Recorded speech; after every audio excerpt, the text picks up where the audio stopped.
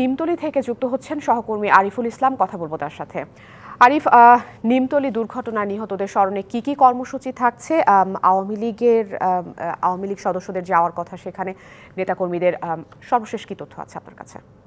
আফরিন, মূলত হচ্ছে যে এখানে নিমতলীর ট্র্যাজেডিতে প্রতি বছরই আওয়ামী লীগের পক্ষ থেকে বিভিন্ন আনুষ্ঠানিকতা রয়েছে করে থাকেন। সেক্ষেত্রে যারা নিহত হয়েছেন সেই 124 জন সেই নিহতদের প্রতি শ্রদ্ধা বা তাদের শোক আত্মার মাগফিরাত কামনা করতেই কিন্তু আওয়ামী লীগ সকাল থেকেই বিভিন্ন যারা নেতাকর্মী আছেন তারা প্রত্যেকে এসেছেন ফুল দিয়ে সেই নিমতলী যে ট্র্যাজেডির যে বাসাটি থেকে আগুন সূত্রপাত, সেখানে আসলে ফুল দিয়ে দেখতে পাচ্ছেন যে ঢাকা 7 আসনের সংসদ সদস্য যিনি আছেন সুলাইমান সেলিম, তিনি ফুল দিয়ে নিহতদের প্রতি শ্রদ্ধা এবং কি কিছুক্ষণের মধ্যেই হয়তোবা দোয়া এবং কি মুনাজাত সম্পন্ন হবে।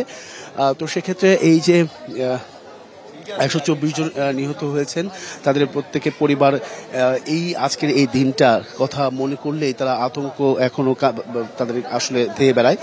সেই আতঙ্ক নিয়েই তারা বেঁচে আছেন এবং কি অনেকেই নিহত পরিবার তারা এখানে এসেছেন, তাদের সঙ্গে কথা বলেছি। তারাও বলেছেন যে মূলত এদেরকে আসলে এখনো অনেকেই পুনর্বাসন ব্যবস্থা বা সাহায্য সহযোগিতা পাননি, সেই দাবিটাও কিন্তু করেছেন যারা পরিবার সদস্যদেরকে হারিয়েছেন। এর পাশাপাশি কেমিক্যাল গোডাউন যিনি আওয়ামী লীগের প্রেসিডিয়াম সদস্য জামাল উদ্দিন, তিনি কিন্তু ফুল দিয়ে তাদের শ্রদ্ধা জানিয়েছে এবং কি তাদের আত্মার মাগফিরাত কামনা করেছে।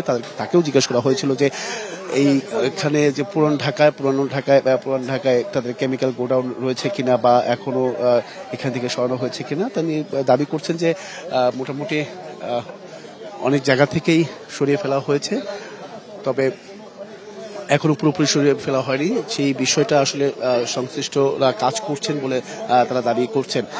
তো সবকিছু মিলেই যারা এই ট্র্যাজেডিতে যারা দেখেছেন তারা প্রত্যেকেই কিন্তু এখনো আতঙ্ক তাদের মধ্যে কাজ করছে যে আসলে এই ধরনের ঘটনা হরহামেশাই ঘটছে, তারপরেও কর্তৃপক্ষ বা সংশ্লিষ্ট যারা আছেন তাদের আসলে কোনো প্রকার উদ্যোগ দেখছেন না বলে কিন্তু তারা জানিয়েছে। তো সবকিছু মিলেই বলা যায় যে এই ধরনের ঘটনা আর যাতে পুনরাবৃত্তি না হয় সেই বিষয়টা লক্ষ্য রাখা বা যারা সংশ্লিষ্ট আছেন, বিশেষ করে ফায়ার সার্ভিস যারা আছেন তাদেরকেও সহ সংশ্লিষ্ট যারা আছেন প্রত্যেকেই কঠিনভাবে বা নজরদারি রাখার আহ্বান জানিয়েছে বা দাবি জানিয়েছেন। তো এই ছিল এখান থেকে সবশেষ। আরিফুল, আপনাকে অসংখ্য ধন্যবাদ।